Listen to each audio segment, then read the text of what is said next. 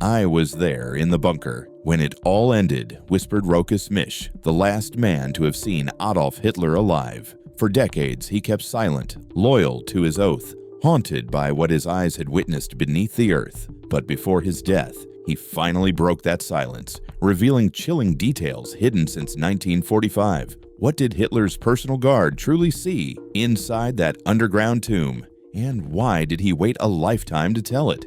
Stay with us to know the chilling details. The Bunker of Concrete. Born on July 29, 1917, in the small Silesian town of Alt-Schalkowitz, now part of Poland, Rochus Misch grew up in hardship. Orphaned at an early age, he was raised by his grandparents during a time when Europe was still reeling from the First World War. Around him, political unrest was spreading fast. The Russian Revolution had birthed Stalin's rule, and the Communist Party was gaining ground in Germany. At just 20 years old, Misch made a choice that would tie his life forever to one of history's darkest figures. He joined the SS, not out of devotion to Hitler, he later claimed, but out of fear of communism. It was anti-communist against Stalin to protect Europe, he once said, insisting that he fought against Bolshevism, not for Adolf Hitler. Yet fate had other plans. He was assigned to the Leibstandarte SS Adolf Hitler, a Berlin-based elite unit originally created to protect the Führer himself. What began as an ideological choice soon turned into personal service. Misch became Hitler's personal guard, telephone operator, and courier, standing just steps away from the man who would change the course of world history. When German forces invaded Poland on September 1, 1939, Misch found himself on the front lines of the Blitzkrieg. Speaking some Polish, he was chosen to help negotiate the surrender of a fortress near Warsaw. The soldiers inside asked for time to think, but Misch would later realize there was no time left for anyone, least of all for Europe. Years later, when the war turned against Germany, Misch followed Hitler into the last refuge, the Führer bunker, buried deep beneath the Chancellery in Berlin. It was a fortress of thick, gray concrete, sealed from the world above. Corridors were narrow and cold, walls constantly damp from condensation, and the air carried the heavy smell of fuel, smoke, and fear. The lights flickered from the hum of generators, and the ventilation system groaned endlessly to push stale air through the underground maze. Inside this bunker, life went on in eerie imitation of normality. Misch worked by the telephones, relaying messages between Hitler and what was left of the collapsing German front. Meals were served at fixed hours. Orders were still given. Guards stood their posts, even though outside Berlin was being pounded by Soviet artillery. Misch recalled that Hitler continued his routines almost mechanically, briefing sessions, meetings, and quiet meals with Eva Braun. It was as if routine could somehow hold the end of the world at bay. But beneath the rhythm of their days, an unspoken fear grew heavier. Every few minutes, the floor trembled. The muffled booms of bombs above reminded everyone that the world outside was being erased. When Misch went to sleep, it was not silence he heard, but the thudding echo of destruction. Still, what terrified him most was not the sound of war, but the quiet that followed. He would later say the silence in that bunker was unnatural, like being buried alive while still breathing. It was the silence before a storm that no one dared name. Everyone sensed that something final was coming, yet no one spoke of it. But beneath that silence, hidden signals were being sent, and one night in late April would change everything in ways no guard could ignore. The last days, signs, decisions, and despair. By the last week of April 1945, the air inside the Führer bunker felt heavy and still. Outside, Soviet artillery thundered across Berlin, shaking the city to its core. Inside, the people closest to Hitler moved like ghosts. Rochus Misch, his loyal guard and telephone operator, could feel that the end was coming. The once powerful voices that used to command armies now spoke softly, almost in whispers. Every face showed exhaustion and fear. Misch often saw Hitler sitting quietly at his desk. His hands trembled, his shoulders slumped, and his eyes seemed to stare through the walls. The man who once inspired blind obedience was now a frail figure waiting for his world to collapse. According to Misch and others like Heinz Linge and Otto Günsche, Hitler appeared calm but withdrawn. It was not the calm of control, but of someone who had accepted defeat. The reports reaching the bunker grew worse each day. The Red Army was closing in, street by street, yet Hitler refused to leave his capital. Misch later said that Hitler was determined to die in Berlin rather than flee and face humiliation. Despite the hopelessness, life inside the bunker continued with strange formality. Hitler still received his ministers. He still gave orders even though everyone knew they could not be carried out. Joseph Goebbels tried to keep him hopeful while Martin Bormann busied himself with meaningless details. Eva Braun stayed by his side, smiling, talking about normal things, pretending for a few moments that the world outside was not ending. On April 29th, she and Hitler were married in a small, hurried ceremony inside the bunker. Misch remembered seeing a man he had never seen before enter to perform the wedding. The witnesses tried to look happy, but the silence around them felt heavy. Everyone understood that this was not a beginning, but an ending. As the siege grew closer, conditions underground became unbearable. The air was thick and stale. The electric lights flickered, food supplies ran low, and people ate whatever they could find. Sleep was rare. Misch remembered the dripping water from the ceiling and the constant vibration of explosions above them. Hitler himself ate very little, mostly thin soup and dry bread. His face looked pale and tired. The guards and staff could see that the leader they had once followed with pride had become an old man waiting for his final hour. In those final days, new orders began to circulate in whispers. Petrol cans were carried into the bunker and placed near the exit to the garden. Hitler spoke quietly to his aides about what should be done if he and Eva Braun died. He wanted no remains left for the enemy to display. Misch realized that these were not distant plans, but final preparations. Every word spoken inside that concrete shelter now carried the smell of death. Many years later, Misch would still speak about those last days with calm precision. Even as an old man, he stood straight, his voice steady, insisting that Hitler was not the monster history described. He said he knew nothing of the mass killings or the horrors beyond those walls. That was never a topic, he claimed. To him, it was simply another duty, another day of service. But for the world, those were the days when evil finally met its own destruction. When the moment came, every guard in the bunker felt it in their bones, even if none of them were truly ready for what they were about to witness next. What Rochus Misch saw and what others report. For days, the tension had built like a coiled spring, and now, on the afternoon of April 30th, it snapped. Misch did not hear a gunshot, only the silence that followed. It was the kind of silence that no one mistook for peace. Moments later, SS officers Otto Gunsche and Heinz Linge walked past him quickly, their faces pale and fixed with purpose. Misch knew without being told that something final had just occurred. When they entered the Führer's private room, Misch hesitated outside, too afraid to look. Minutes later, Linge reappeared, his voice low and unsteady. Misch then stepped to the doorway. What he saw remained burned into his memory for the rest of his life. Adolf Hitler sat slumped on a small sofa, his head tilted forward. Eva Braun was beside him, motionless, her body turned slightly toward him as if they had frozen mid-conversation. The air smelled faintly of bitter almonds, the unmistakable scent of cyanide. For a moment, no one spoke.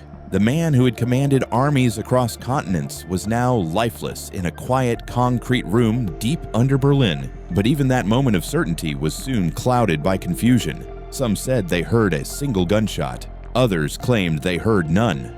Witnesses disagreed on how exactly Hitler had died. Linge insisted that Hitler had shot himself in the temple while biting down on a cyanide capsule. Gunsche recalled hearing the sound but never seeing the act itself. Soviet records later revealed that other witnesses, like Hans Rattenhuber, offered slightly different versions. Some believed Eva Braun poisoned herself first and that Hitler followed. Others argued they had done it together. The chaos of that day left space for questions that would never fully close. After confirming the deaths, the bunker staff moved quickly. Gunsche and Linge wrapped both bodies in blankets and carried them up the narrow stairs to the garden outside the chancellery. Misch followed as far as he dared. Outside, smoke drifted from burning buildings, and the sky was a dull gray. SS driver Erich Kempka and others brought petrol cans from a nearby storeroom. The bodies were placed side by side in a shallow crater. Then fuel was poured over them until the air thickened with fumes. Someone struck a match, and within seconds, the flames rose high, twisting in the cold wind. Misch watched from the distance as the fire consumed what was left of his leader and his companion.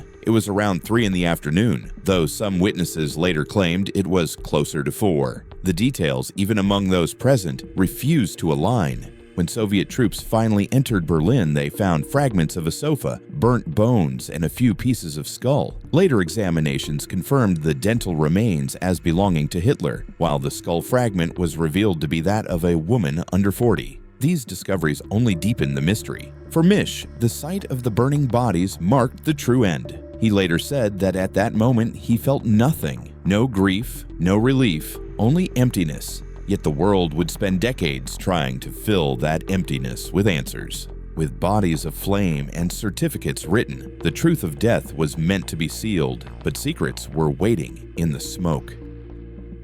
The aftermath in the bunker. When the door to Hitler's room closed for the last time, a deep stillness spread through the Führer bunker. Rochus Misch stood at his post, frozen between disbelief and duty.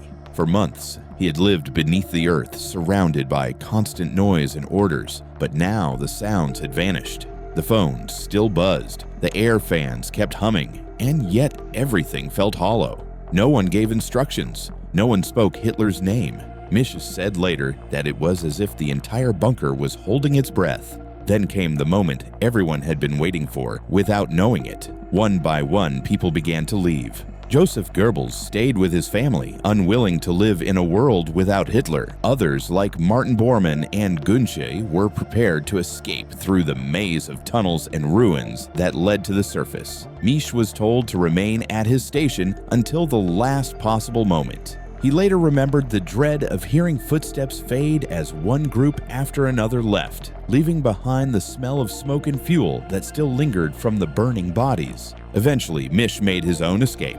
As the Red Army advanced, he climbed up from the underground shelter into a city he barely recognized. Buildings were burning, streets were filled with rubble, and soldiers were running in every direction. He tried to move quietly, avoiding patrols and hiding from snipers. The Berlin he stepped into was no longer a city, but a graveyard. Every corner held death, yet outside felt strangely more alive than the bunker he had left behind. Soon after the war ended, the Soviets began rounding up survivors from the bunker. Misch was captured and questioned, as were Gunsche, Kempka, Rattenhuber, and others. The interrogations were long and harsh. Each man told his version of events, but their stories never completely matched. Some said the cremation happened in the afternoon, others insisted it was later. The Soviets recorded everything but shared very little. There were rumors that they altered certain testimonies or pressed witnesses to confirm details that fit their preferred story. Misch always believed that much of what was later written came from confusion and fear rather than truth. In the years that followed, pieces of physical evidence were found and stored in Soviet archives. A fragment of jawbone and dental work identified by Hitler's dentist became the most convincing proof of his death. Charred remains of the sofa where he died were recovered too. When the Russian security service finally released documents decades later, they claimed that all of this evidence confirmed Hitler's death and dismissed any story of his escape. Yet many historians still point out that the remains were never shown to the public and were studied only by Soviet experts. Though the flames died out, the questions kept burning, especially about what was said behind closed bunker doors.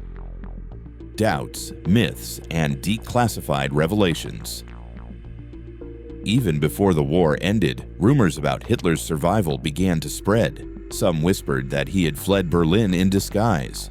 Others believed that a secret submarine had carried him to Argentina, where loyal followers waited with safe houses and false documents. Newspapers in the years after the war published strange sightings from South America. Witnesses claimed to have seen a tall German man with a trim mustache living in remote villages. Some even said he had started a new life under another name. These stories found eager audiences, especially among those who could not accept that the dictator had simply died in a bunker. Over time, the myths of Hitler's escape grew into elaborate tales. They described planes taking off from hidden airfields and secret convoys crossing Europe through Spain and Italy. Some spoke of networks run by Nazi officers and Catholic priests who helped fugitives reach South America. There were documents, testimonies, and photographs, but none were ever proven authentic. The truth was buried under layers of fear, politics, and Cold War propaganda. For many people, the idea that Hitler had escaped was easier to believe than the plain and painful truth that he had taken his own life.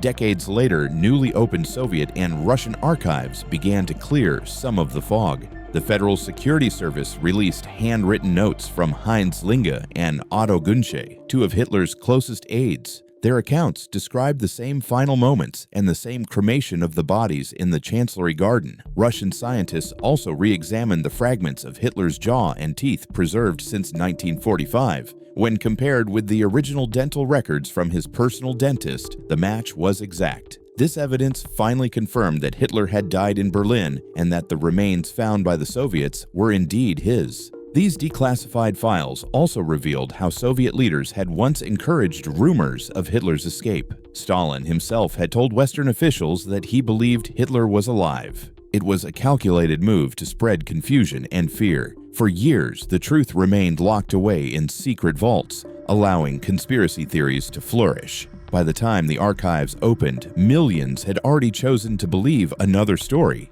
Even among the witnesses, there were inconsistencies that kept historians questioning. Wilhelm Mengershausen said the bodies were burned at noon, while Gunsche and Rattenhuber placed the event closer to 3 or 4 in the afternoon. Small differences in timing became seeds of larger doubts. Each account carried the marks of exhaustion, fear, and confusion. Yet, when the testimonies were placed side by side, their core details matched. The sequence of death, the burning, and the smell of petrol in the garden were all the same. One of the most striking pieces of evidence came from Ewald Karnow, a guard who later drew a sketch of the exact spot where the bodies had been set on fire. His drawing matched the Soviet diagrams almost perfectly. Other witnesses confirmed the same layout and the same series of actions. Together, these accounts formed a picture that was too consistent to ignore. Then came the hardest question. If all the guards agree on the burning, why do some say Hitler's death was not quite what they thought it was? Cover-ups, concealments, and contradictions. In the years following the war, truth became one of the most closely guarded secrets of all. The Soviet Union took complete control of the evidence surrounding Hitler's death. Stalin's regime built a wall of silence around what had been found in the bunker. Early Soviet reports claimed Hitler had fled Berlin. Later statements insisted he had died there. These constant changes kept both the Allies and the public uncertain. The confusion was not accidental. It served Stalin's purpose, feeding suspicion and keeping his rivals guessing. For decades, the world only knew what Soviet propaganda allowed it to know. Among the remains collected from the bunker, the most controversial piece was the fragment of skull displayed for years in Moscow. Soviet authorities presented it as proof of Hitler's suicide, but when scientists examined it in the early 2000s, DNA tests revealed it belonged to a woman under 40 years old. The discovery reopened old debates. Other important materials had disappeared altogether. Some documents were destroyed, while others were kept hidden.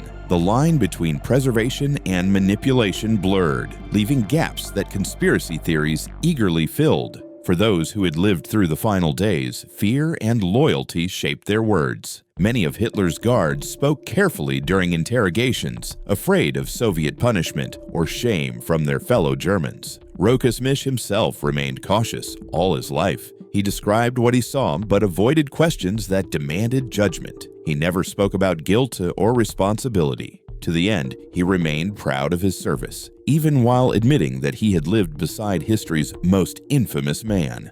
Historians today agree that Hitler died in the bunker, but doubts continue because the evidence was never fully shared. The lack of public proof keeps old myths alive, ensuring the story never completely rests. Beneath official statements and charred wood, there lay whispers of something more, something that needed to be pulled from the shadows. What truly happened and why it still matters.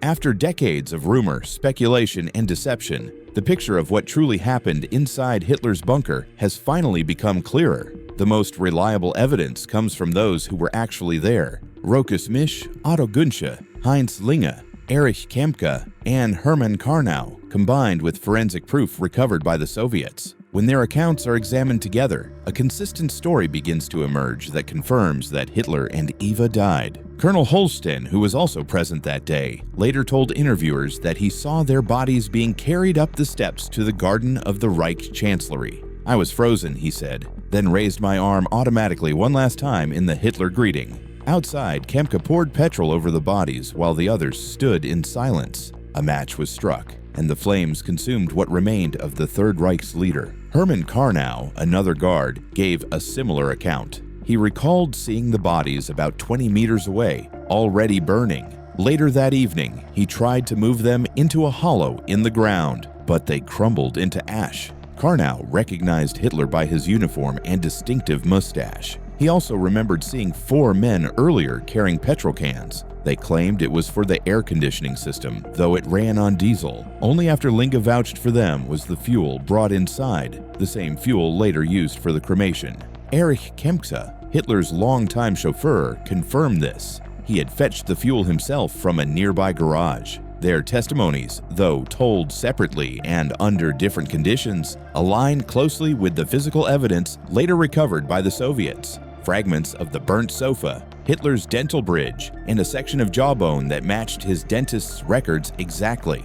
When researchers cross-referenced all available accounts with forensic results and newly declassified Soviet files, the contradictions began to narrow. The timelines varied slightly, but the core facts did not. Together, they reveal a single truth. Adolf Hitler and Eva Braun died in the bunker on April 30th, 1945. The declassified documents have helped close one of history's most debated chapters. By authenticating the remains and releasing handwritten statements from Linge and Günsche, Russian archives finally provided confirmation that decades of conspiracy theories could not erase. For Rochus Misch, the last living witness, the memory of that day never faded. He claimed no guilt, only duty. Yet his silence spoke volumes. His confession matters not just because it confirms what happened, but because it reminds the world of how easily truth can be buried beneath fear, loyalty, and myth. The bunker's doors may be sealed forever, but the echoes of what was seen, said, and hidden continue to challenge everything we believed.